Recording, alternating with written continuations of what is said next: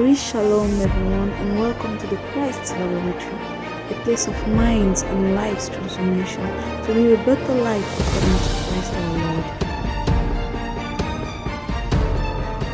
Gary Shalom, grâce et paix à vous, au nom de notre Seigneur Jésus-Christ. Bienvenue au laboratoire de Christ.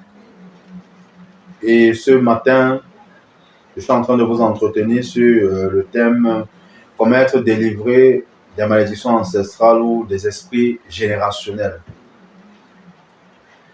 Et j'ai commencé en donnant le contexte dans lequel la malédiction est, on va dire, entrée en vigueur, en montrant justement que le peuple a demandé des lois qui devaient les gouverner et ne voulait plus que ce soit Dieu qui leur parle directement. Et ils ont eu besoin d'un médiateur, un intermédiaire entre eux et Dieu. Et c'est ce que Dieu a fait. Maintenant, en leur donnant des lois et sous des conditions comme quoi, s'ils observaient, ils devaient être bénis. Mais s'ils étaient désobéissants, ils devaient être sous le coup de la malédiction. Donc, nous sommes en train de voir justement encore ce que c'est que cette malédiction-là. Et certainement, la question est de savoir c'est quoi la délivrance. Par la grâce, nous verrons à la suite. Donc, nous allons prendre un autre passage dans 1 Corinthiens, le chapitre 16. Le chapitre 16, c'est l'apôtre Paul qui parle. Je vais prendre à partir du verset 21 à 22. C'est moi, Paul, qui écris cette salutation de ma propre main. Verset 22. Si quelqu'un n'aime pas le Seigneur, qu'il soit maudit. Maranatha, notre Seigneur vient. Si quelqu'un n'aime pas le Seigneur, qu'il soit maudit. En d'autres termes, qui est maudit? Qui est un maudit? C'est celui qui n'aime pas le Seigneur. Et forcément, celui qui n'aime pas le Seigneur ne peut pas le connaître. Donc, vous voyez que la malédiction n'a pas seulement été de désobéir à la loi que Dieu a donnée aux Israélites. Il faut préciser que les lois n'avaient été données qu'au peuple d'Israël. Ça veut dire que toutes les autres nations, tous les autres peuples n'étaient pas concernés par ces lois-là. Rien que le peuple d'Israël. Mais maintenant, ici, dans 1 Corinthiens 16, puisque l'église de Corinthe était composée de juifs et de païens, mais qui avaient cru à Jésus-Christ, Paul dit que celui qui n'aime pas le Seigneur est maudit. Donc, ça veut dire que même si vous allez vous dire, mais je n'étais pas concerné par ces lois, Paul fait comprendre que même si vous sortez d'une... même si vous êtes païen, on va dire ça comme ça, si vous n'avez pas le Seigneur pour maître, c'est la malédiction. C'est la malédiction. Maintenant, du point de vue des hommes, on m'a maudit au village, mon grand-père ou bien mon père a déclaré des paroles mauvaises contre moi et ça me suit. Mais rassurez-vous, la Bible dit que la malédiction sans cause n'a point d'effet. La malédiction sans cause. Mais si vous avez justement commis une bêtise et que votre papa ou alors vos parents vous ont maudit, ça va agir. Ça va agir.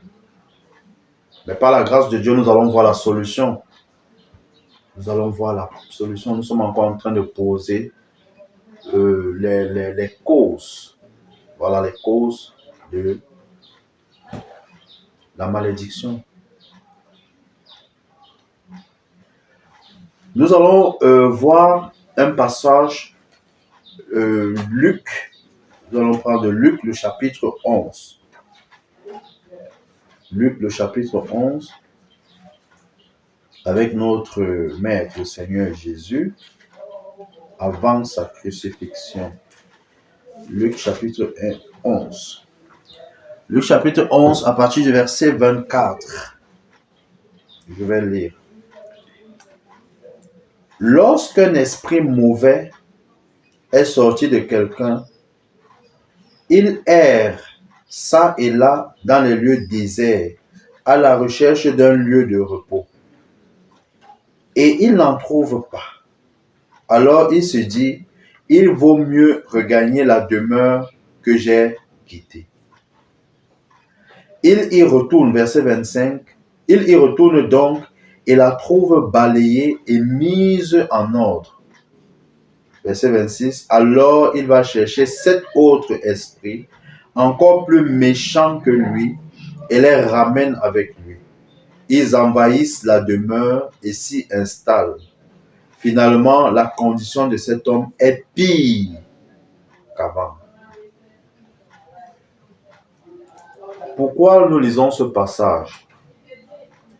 Comme on parle de comment être délivré des esprits générationnels ou des malédictions ancestrales, ce que nous observons à travers les médias, à travers certaines prédications, justement, ces personnes qui sont maudites ou alors qui sont sous l'influence des esprits générationnels doivent être délivrées, doivent être dépossédées de ces esprits-là. Et nous voyons le Seigneur Jésus qui prend cet exemple-ci en disant que lorsqu'un esprit mauvais est sorti, ça veut dire que lorsqu'on vous fait, on va dire, cette délivrance, je préfère le dire entre guillemets, il dit, cet esprit va se balader, et comme il ne trouve pas de lieu où demeurer, où rester un autre corps, il revient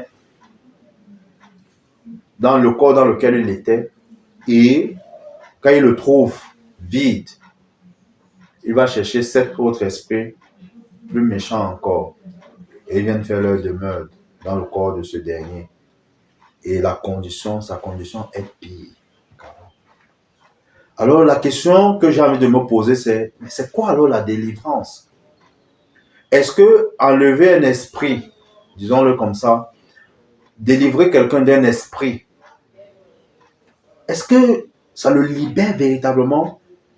Puisque si cet esprit dont on l'a dépossédé peut revenir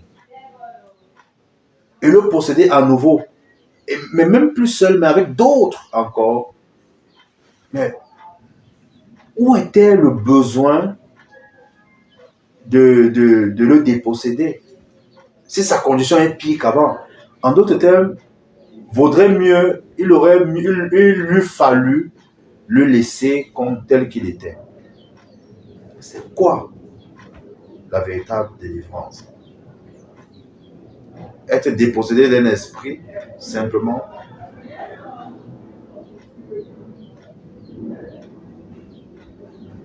Maintenant, je voudrais qu'on fasse un peu un pas en arrière.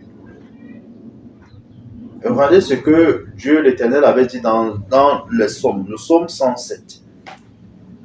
Dans le psaume 107, quand je dis un pas en arrière, c'est justement parce qu'on revient dans l'Ancien Testament, mais ce n'est pas en arrière dans l'élaboration du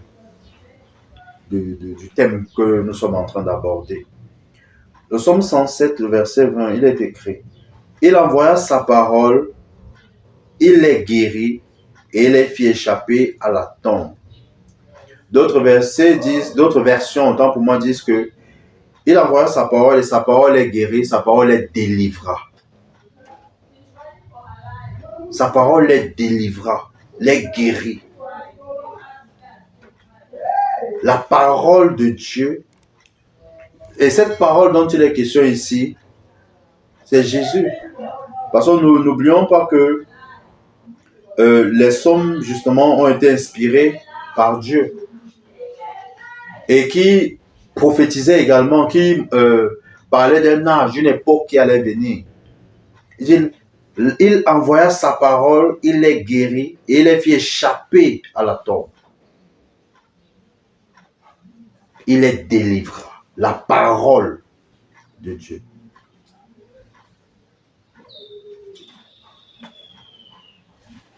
Alors, puisque nous voyons déjà que la parole de Dieu peut guérir, peut délivrer,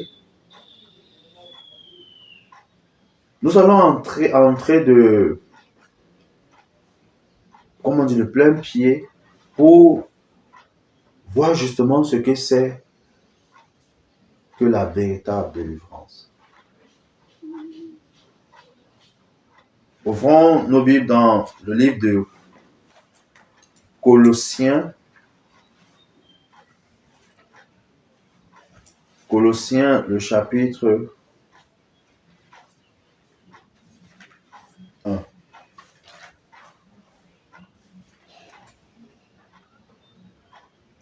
Je vais lire à partir du verset 12.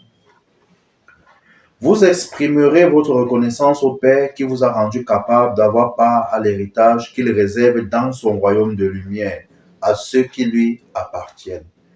Vous exprimerez votre reconnaissance au Père qui vous a rendu capable d'avoir part à l'héritage qu'il réserve dans son royaume de lumière à ceux qui lui appartiennent, car il nous a arrachés au pouvoir des ténèbres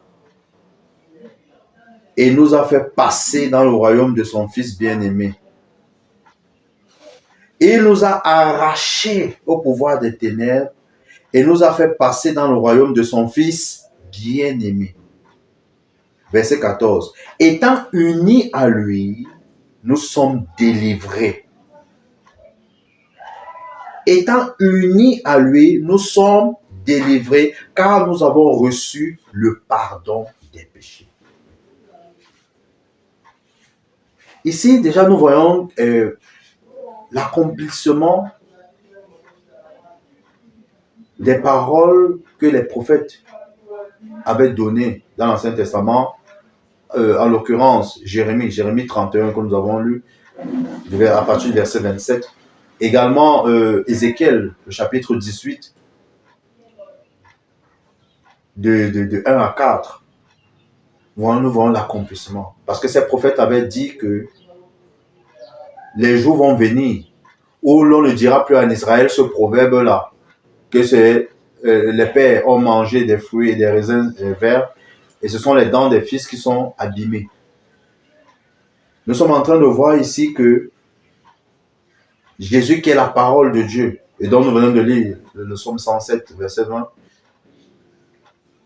est venu et nous a délivrés, nous a arrachés du royaume des ténèbres, nous a délivrés, nous a accordé le pardon des péchés, nous a libérés de cette loi,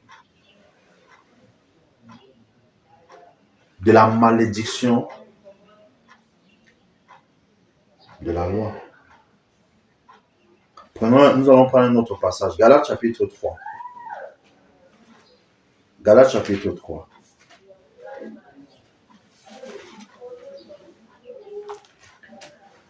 Galates chapitre 3.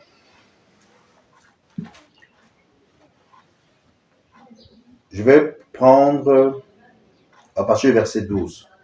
Mais vous pouvez lire chez vous tout le chapitre 3 de Galates.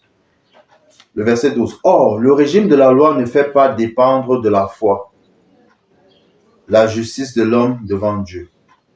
Or, le régime de la loi ne fait pas dépendre de la foi la justice de l'homme devant Dieu. Au contraire, il obéit à cet autre principe. C'est en accomplissant tous ces commandements que l'on obtient la vie. Vous voyez, encore Paul rappelle aux Galates que ce n'est pas... en fait, la loi ne pouvait pas leur procurer la vie, ne pouvait pas donner la vie. Et que pour pouvoir être agréable à Dieu, il fallait accomplir tous les commandements. Tous les commandements, il fallait les accomplir. Tous les commandements, toutes les lois qui avaient été données pour obtenir la vie. Mais la vérité, c'est que personne ne pouvait le faire. Par conséquent, tous les Israélites étaient enfermés sous la malédiction. Tous étaient enfermés sous la malédiction parce que personne ne pouvait accomplir la loi. Et rappelez-vous, de Matthieu 5, le verset 17 nous fait comprendre que Jésus est venu non pour abolir la loi, mais pour l'accomplir. Ouais, il a fallu que la parole là, que Dieu a envoyée vienne accomplir la loi en lieu et place des Israélites. En lieu et place des païens. Bien qu'ils n'étaient pas concernés, mais ils étaient sous la malédiction parce qu'ils ne connaissaient pas Dieu. Nous avons lu tout à l'heure 1 Corinthiens 16, verset 22, où Paul dit que celui qui n'aime pas le Seigneur est maudit. Et peut-être maintenant, il faut bien préciser, quand il dit celui qui n'aime pas le Seigneur, ça veut dire qu'on a prêché, on lui a communiqué la parole de Dieu, mais il a refusé. Et je vais faire un autre rappel, c'est dans le chapitre 1 de Galates, où il dit que si quelqu'un d'autre vient prêcher un autre évangile que celui que lui il a prêché au Galates, que celui-là soit maudit. Parce qu'il n'est pas de Dieu. Et celui qui n'est pas de Dieu est maudit. Que vous le croyez ou pas, que vous le vouliez ou pas, il en est ainsi.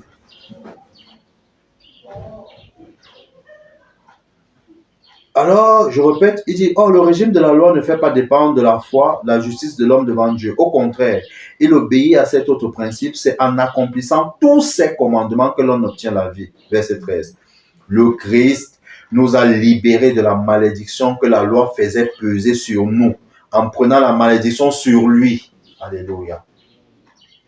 Le Christ nous a libérés de la malédiction que la loi faisait peser sur nous, en prenant la malédiction sur lui à notre place. La parole que Dieu devait envoyer dans le psaume 107 pour guérir et pour délivrer est arrivée. Et cette parole a libéré l'humanité de la malédiction que la loi faisait peser sur elle. En prenant la malédiction sur lui, lui il est devenu malédiction pour que nous soyons bénédiction. Et justement, en nous libérant de la malédiction, justement, il nous libérait de toutes sortes de malédictions. Quel que soit ce que tes parents ont dit, tes parents ont fait, quel que soit ce que ce grand-père a dit au village, quels que soient les esprits qui les animaient, la parole qui guérit, qui délivre, est arrivée, elle a accompli sa mission et elle t'a délivré. Toi qui dis oui à Jésus, toi qui acceptes l'œuvre de Jésus, cette parole t'a délivré, t'a libéré. Et vous voyez que ce qui entre encore en jeu maintenant, c'est votre mentalité, c'est votre pensée qui doit accepter ces choses pour pouvoir les vivre. Du moment où vous les refusez et que vous pensez toujours que vous êtes animé d'un autre esprit, ce sera difficile de vivre cette vie. Le Christ nous a libérés de la malédiction que la loi faisait peser sur nous en prenant la malédiction sur lui à notre place. Il est en effet écrit, maudit quiconque est pendu au bois. Restez connectés pour la suite.